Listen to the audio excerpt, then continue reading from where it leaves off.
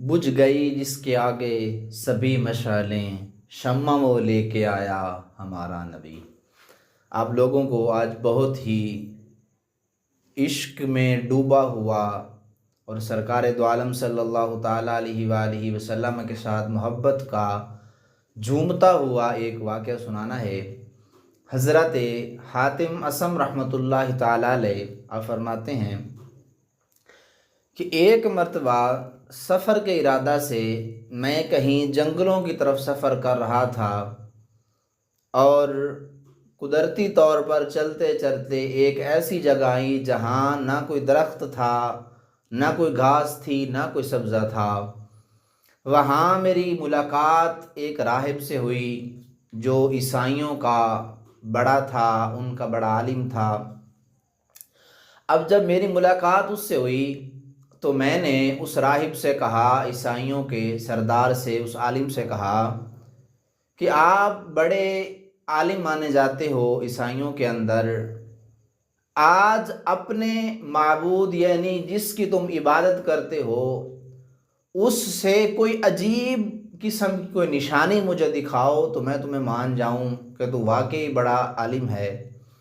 उस राहिब ने कहा कि ठीक है, मैं आपको एक बड़ी अजीब व गरीब निशानी दिखाता हूँ। फिर सवाल किया कि ए आतिम बिन असम, तू ये बता कि तू कैसी निशानी देखना चाहता है। हज़रत हातिम असम फरमाते हैं, मैंने कहा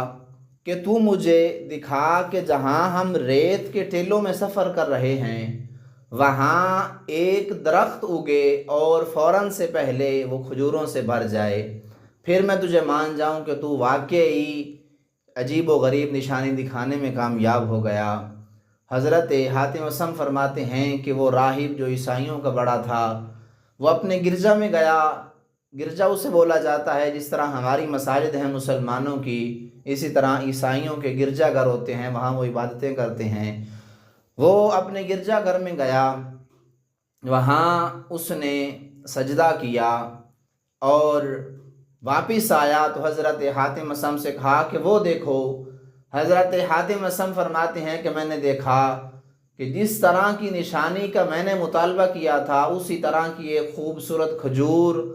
तनावर इतनी बड़ी हुई खड़ी है और उसके ऊपर फल जो हैं वो लटक रहे हैं। अब मैं राज़ी हो गया। अब जब उसने अपनी एक अजीब व गरीब निशानी दिखा दी तो अब हज़रत हातिम असम फरमाते हैं कि वो राहिब कहने लगा कि मैंने तो तुम्हें एक अजीब व गरीब चीज़ दिखा दी कि यहाँ कोई चीज़ नहीं थी, फ़कत रेत ही रेत थी। मैंने दुआ की तो खजूर फलों से भरी हुई आपके सामने आ गई। अब तू भी मुझे कोई सही और अजीब व गरीब किस्म की निशानी दिखा ताकि मुझे भी तो पता चला कि जो तू कहता है कि मेरा दीन बरहक है, अगर तू दीन मोहम्मदी का पैरोकार है और सही मानों में इश्क मोहम्मद तेरे सीने में मौजूद है तो तू भी ज़रा दिखा कि तू कैसी अजीब निशानी मुझे दिखा सकता है। हज़रत हातिम असम फरमाते हैं, मैंने कहा कि किस तरह की निशानी देखने को पसंद करेगा। उस राहिब ने कहा कि इस तरह की निशानी हो कि यहाँ इस वक्त जो रेत ही रेत है,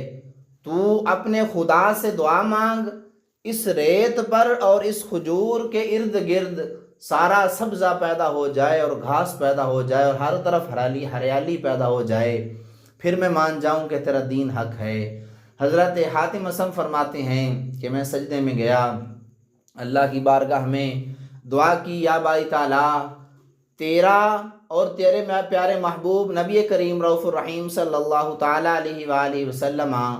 उसके दीन की आज प्रचारी की वजह से मैं तेरी बारगाह में दुआ करने वाला हूँ। तू दिलों के हाल बेहतर जानता है।